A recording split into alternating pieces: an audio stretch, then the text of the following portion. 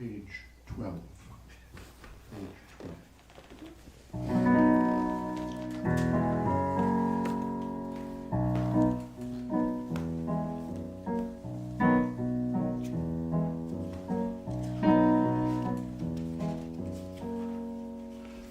Blessed be the Lord my rock. Blessed be the Lord my rock. Blessed be the Lord my rock. Blessed be the Lord my rock. Blessed be the Lord my rock. Blessed be the Lord my rock. Blessed be the Lord my rock.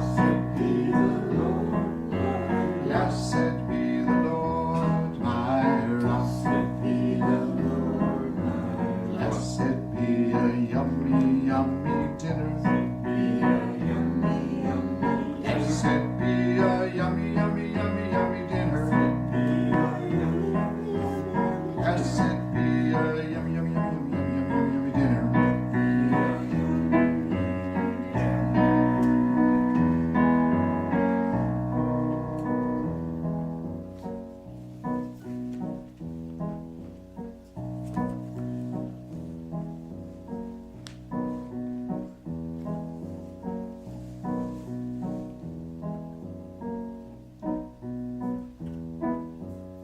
Blessed be Sita exploring the past. Sita exploring the past. Blessed be Sita looking at big machines. Sita looking at big machines. Blessed be Sita wondering what beavers are. Wondering what beavers are. She actually saw a beaver. She was following their sap down to the edge of the water.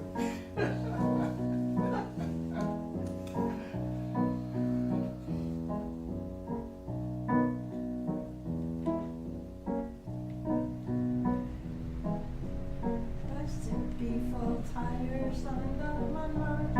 Be full tires on the lawnmower. Blessed be full tires on the lawnmower. Blessed be full tires on the lawnmower. Blessed be full tires on the lawnmower. Blessed be full tires on the lawnmower.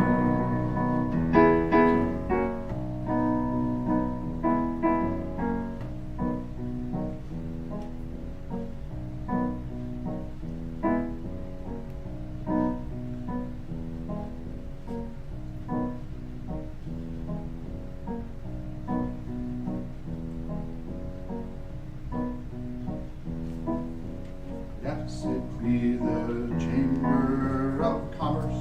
Be the chamber of Blessed be Louisa's Chamber of Commerce. Lisa's chamber of Blessed be to know each and every one.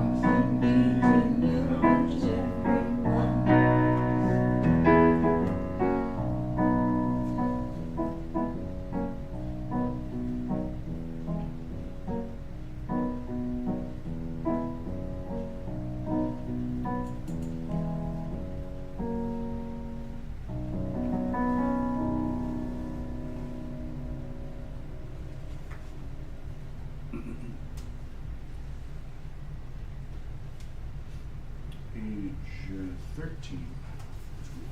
Page 13.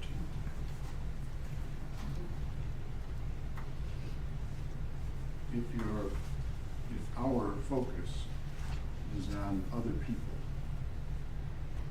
and not on yourselves, we lose. If we're trying to change other people rather than ourselves, we lose. So this little prayer comes from the Psalms. I believe it's a Psalm of David, where he's focused in the right direction on himself and not being critical or judgmental of other people, but casting the light within and saying, I could use a new heart. So let's sing this before we go into silence.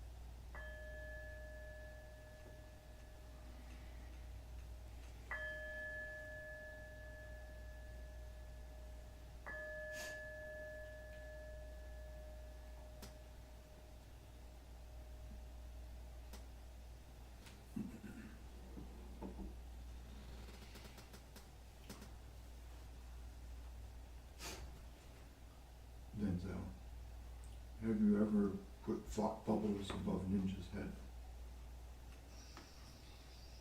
Imagine what Ninja might be thinking. Can you give an example?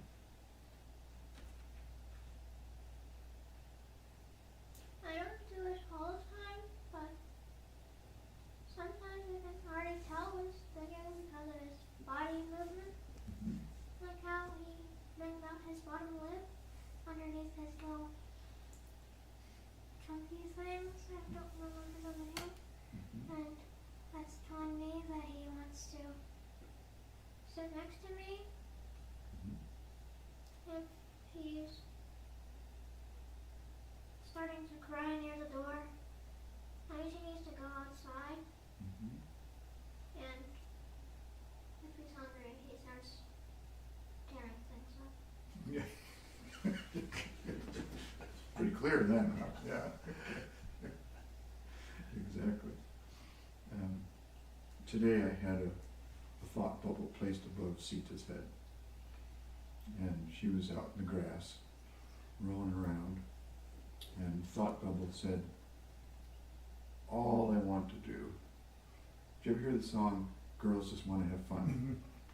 Okay. Before your time, but still around somewhere. Cyndi Lauper, I think, sang that song, right? Yeah. And so Sita to me is kind of like a furry Cyndi Lauper. And so the thought bubble is like this. All I want to do is lie in the grass, chew my stick, and get tummy rubs all day long. That's all I want to do. She's so happy when she's doing that. She's just lying on her back and you just see the contentment. Chewing on her stick. And the little tummy rubs, of course. So,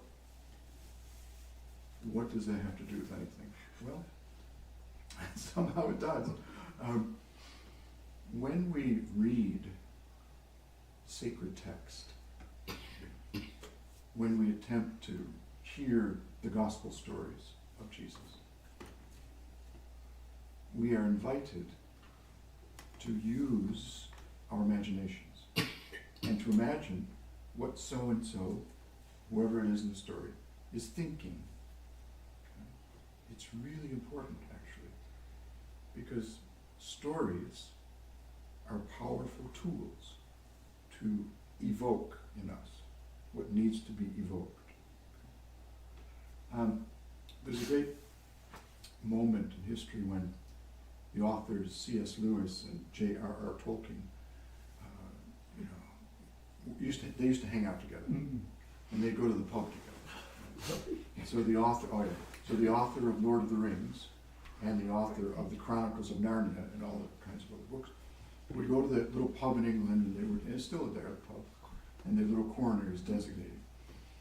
But one day they decided to go see the premiere of Walt Disney's Snow White and the Seven Dwarfs. And they came away from, remember, Walt Disney was the creator of this, right? And these two men came away from viewing that film. Both of them were unhappy because they loved folktale. They loved stories. And they believed that stories were deeply powerful in their intent and their effect on human beings. But somehow the story of Snow White and the Seven Dwarfs didn't do it for them. Okay? Neither of them. So we won't go into the details, but you can look it up. What they did believe was that the stories that they wrote, Lord of the Rings, Chronicles of Narnia, and many others, were intended to transform us. Okay? And by the use of our imagination, engaging our emotions, entering into the story. So apparently they couldn't enter into the story of Snow White and the Seven Dwarfs very easily, so they kind of went, thumbs down. Tonight, I'd like to share with you just a continuation of the story we started last night. The story of Jesus near the end of his life. And see if I can find it. I believe it was John's Gospel.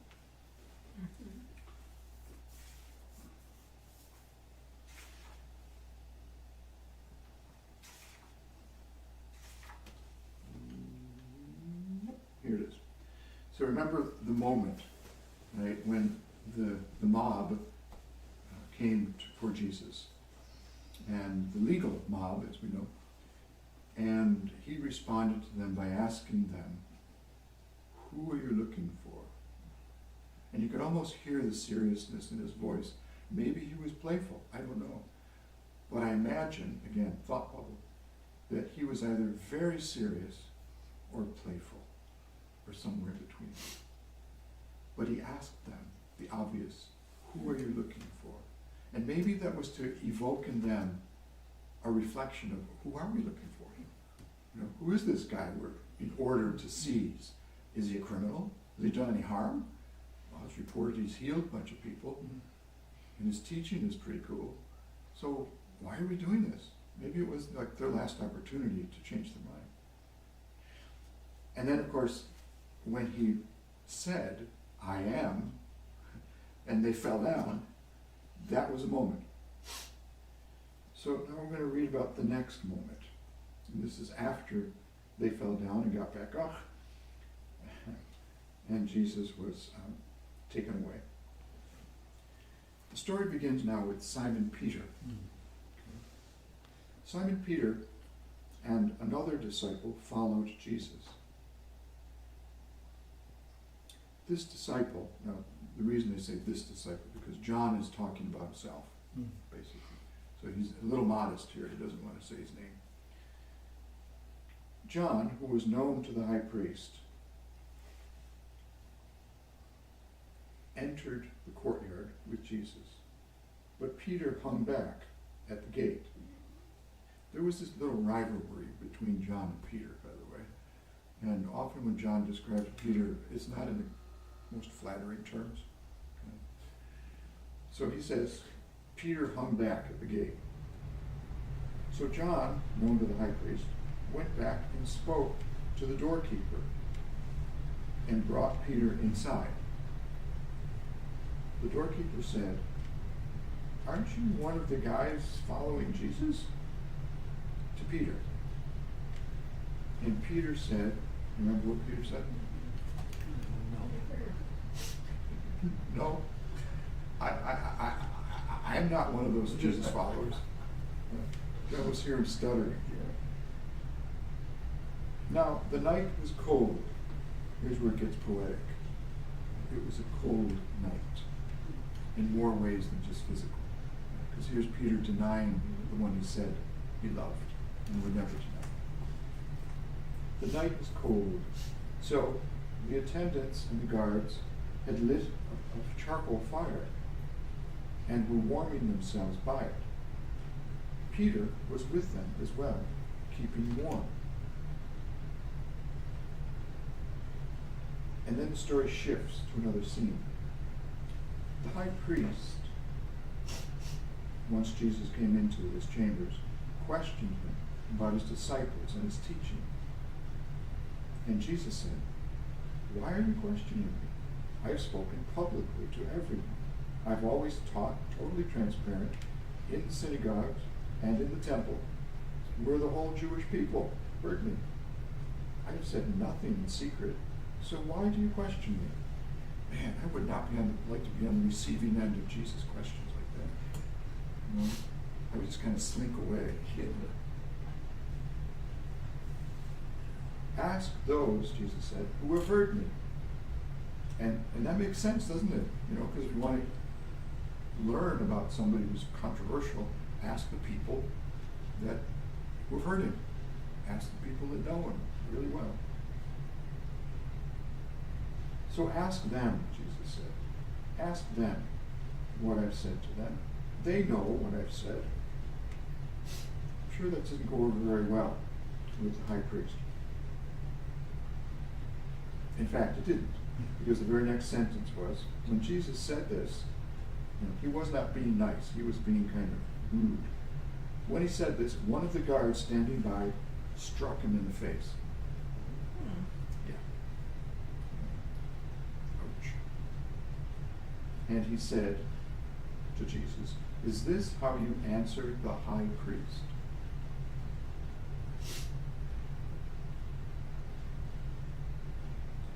Jesus responded and said, "If I have said anything wrong, point it out.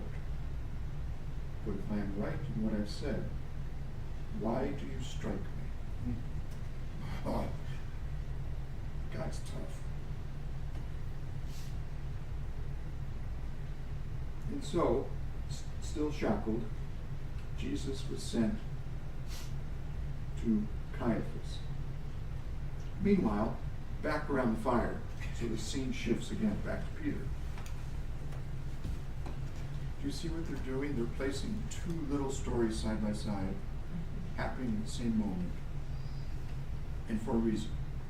Okay. Peter's all comfy and denying Jesus by warming himself by the fire, living the life of ease.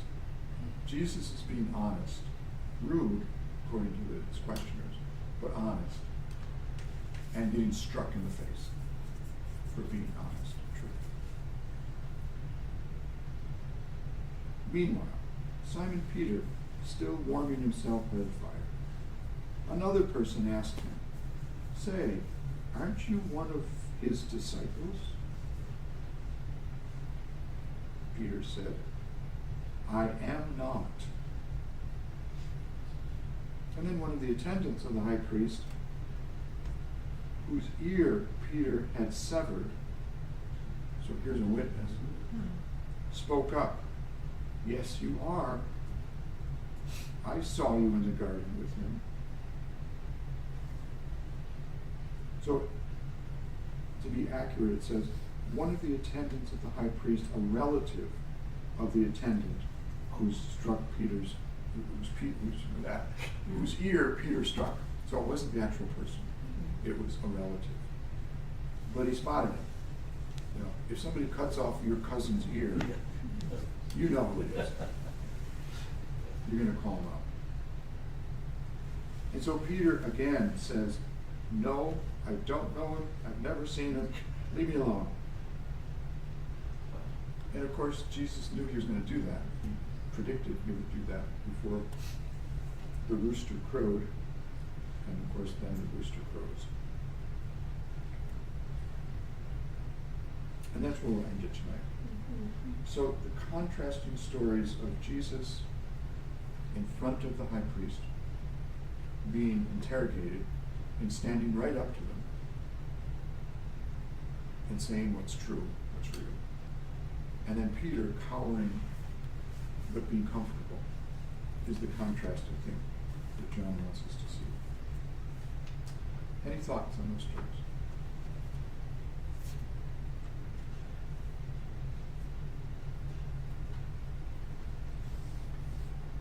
It demonstrates the divine nature Okay. in contrast with the person who's just completely a normal person. Does that make sense? What do you think Jesus was thinking? Not so much what he said, but what was he thinking? You can imagine. Fulfilling prophecy. Do you think maybe he was a little pissed off? And somebody just hit him in the face.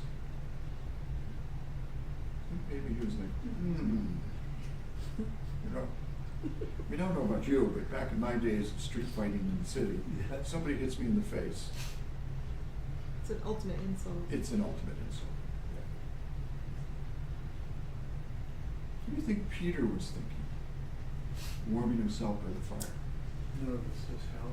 Nervous as hell. He's scared. Feels like he should be there, but really doesn't want to be Like there. a scared little boy. Yeah. Scared little boy. I think he was tormented because, you know, he confessed his love and that he would die for him. He did. And his first denouncement, he was like, "Oh snap," you know. Right. And like just to know that They used to say he snap back then. he really did that. He really believed it when he said, "I would die for you." Yeah. You know what I mean? And just how he just turned like that within. So you're thinking maybe in that moment by the fire, he's remembering what he once said to Jesus. Yeah. That I would die for you. That I would never deny you. And here he is. Yeah. And I think Jesus is probably, as the time's going on, right, because it's midnight to the crow, is probably thinking about Peter too. Like Yeah. Peter's probably out there, and he probably said it now. Like, Right, yeah, right. he's getting close. Dawn's coming up, and then he's like, "Oh, I hear the rooster." Poor Peter. Yeah, poor Peter. He know not what he does. Yeah, really. Oh, wow. That's Yeah. good. Sometimes think with those interchanges that Jesus was actually baiting their anger to forward the script of the Messiah, to make sure it ended up with a crucifixion. And nobody decided he was a nice guy, you know. I don't know. He certainly didn't help his case. Yeah. No, But, he did not. yeah. Well, he didn't really like the Sadducees and the Jewish leaders, like, you know, because call them the vipers and stuff. Like he had really choice felt the way terms. John did, Yeah. John the Baptist did. Yeah. So I think he was like, you're not gonna hem me up with words. Like, I'm smarter than you think I am, type of thing. You know, you think you're so smart, but Why did he call them vipers? We're talking about the religious leadership now. yeah. Because they're sneaky, underhanded. I think it was like how they were kind of manipulating the general things, but they weren't following the letter of the law kind of themselves. That's it. They were putting burdens on people Yeah. that they weren't willing to do themselves. Right. They were causing people to go astray and be guilt-ridden, and they themselves were living in luxury and ease, and you know, so they were hurting other people basically. They were oppressing people, and for that, Jesus didn't mince any words. I guess that's like poisonous vipers. Speaking of which, by the way, parentheses for a moment. I think I saw a copperhead snake today. Wait, Baby. Oh, did it have a yellow tail? I can't remember. Okay. Can't remember. But just to be aware. Yeah. Okay, parentheses here, Yeah. sorry. where did Um, you see it? It was by the path where I walked Sita, between my cabin and the driveway. And it was dead. Something had killed it.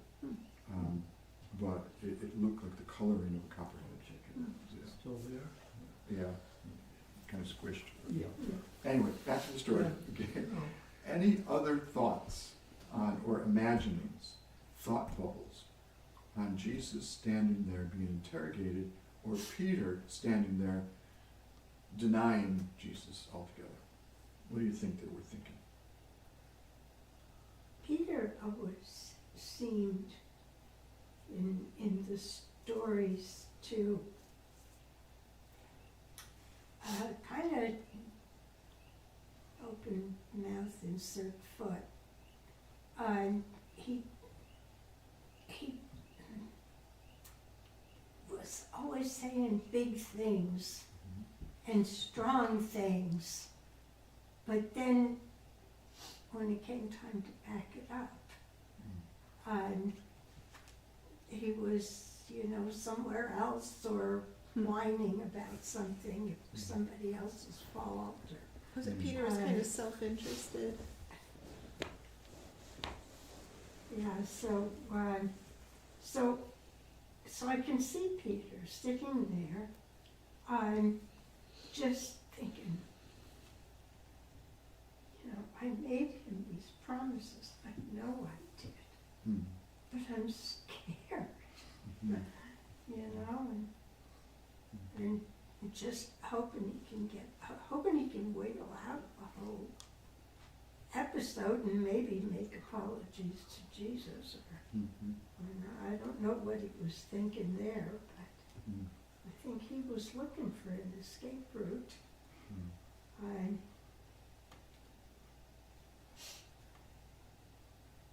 And Jesus,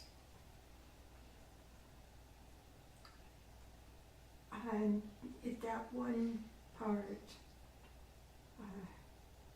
about, well, you know, ask these people that I've talked to, and they'll tell you, you know, I've been open. If I'm imagining a situation like that, and in that situation, the person, you know, if somebody was asking me something, and I said, yes, I said these things, or no, I didn't say these things, I may be talking in my own best interest. So maybe I've told the truth, maybe I'm not. But the people who heard me are much more likely to have been telling the truth. So it seems to me to make perfect sense that Jesus said that to them, and would have, but of course he also would have intuited how they would respond, how they would react.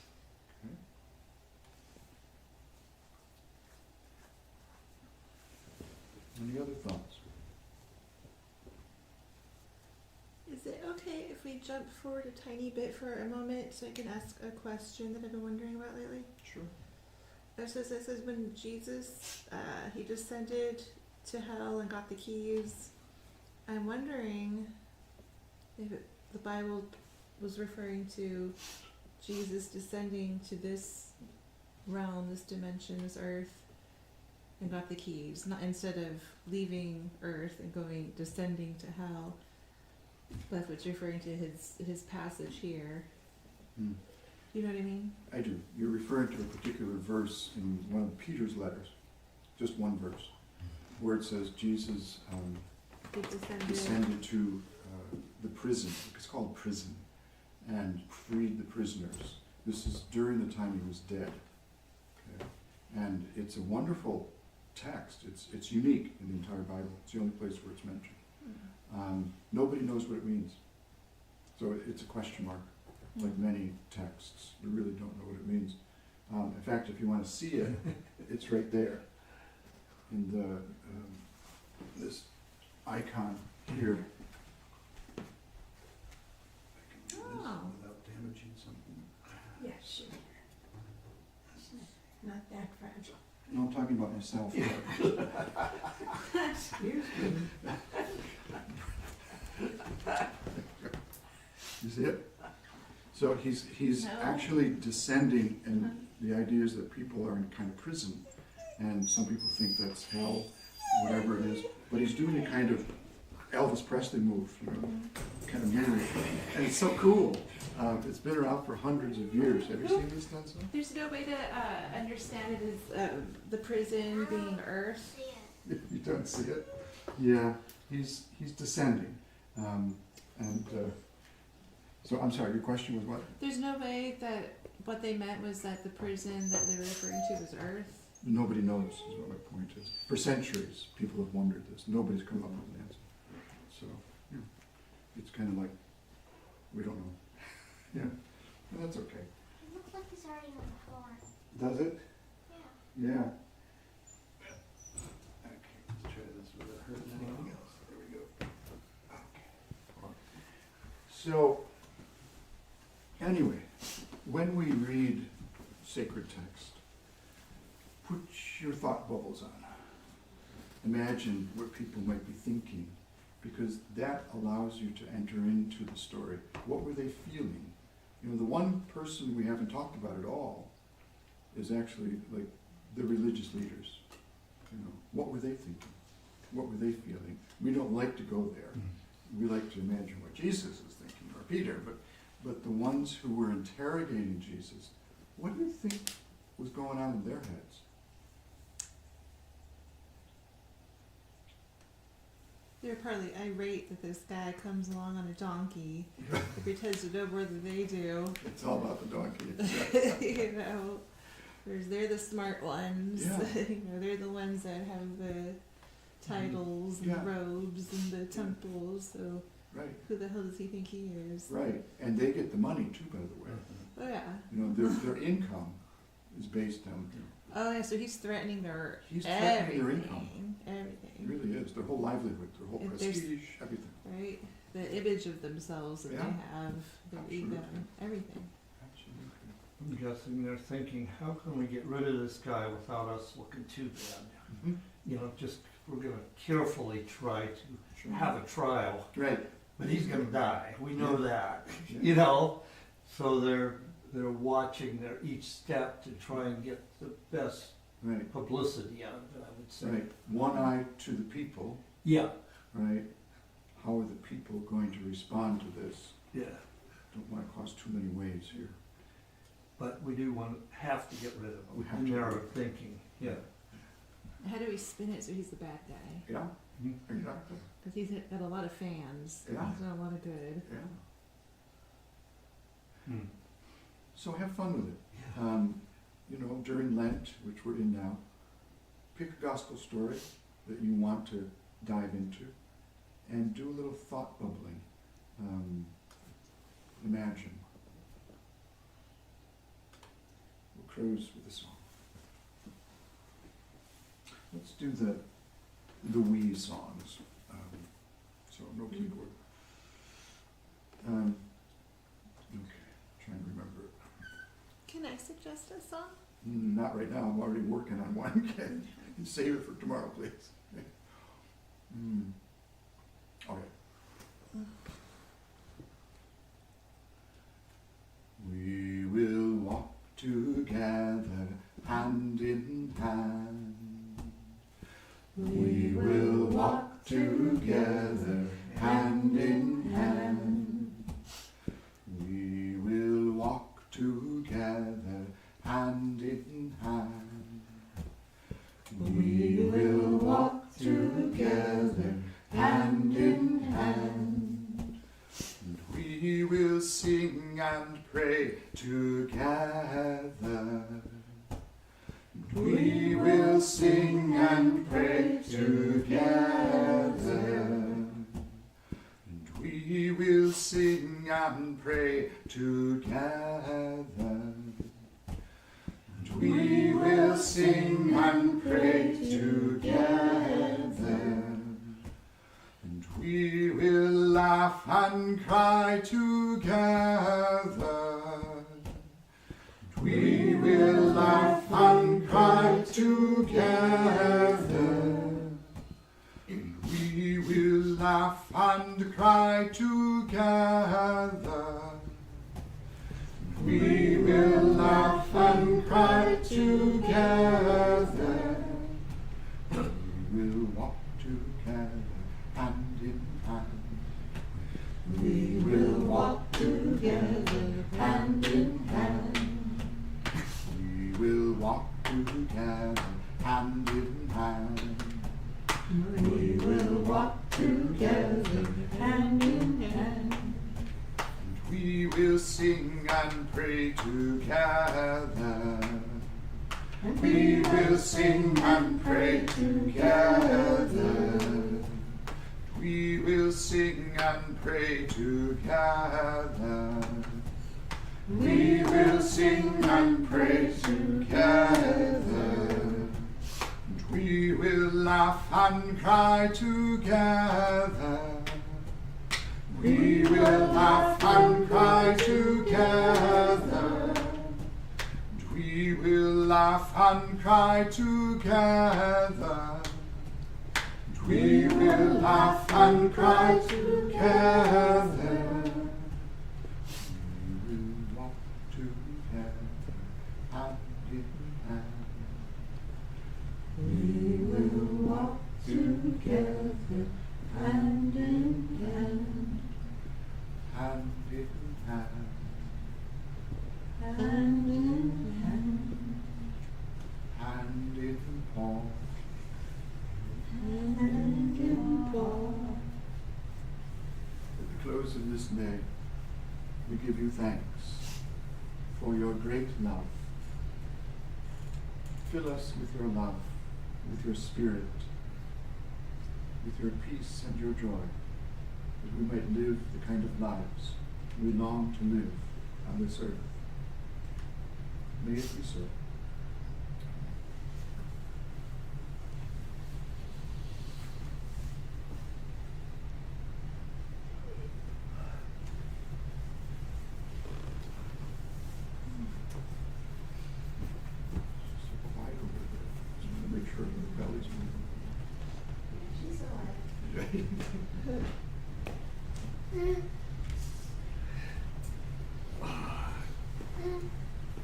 It was funny. She was scratching her ear and then biting her foot at the same time. Like, I need what? Like, what? Very talented. Oh.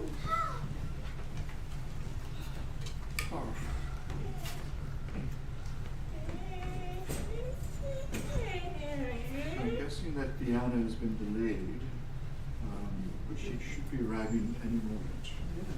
I don't have my phone with me, so I can't listen to any messages. Oh man. Oh.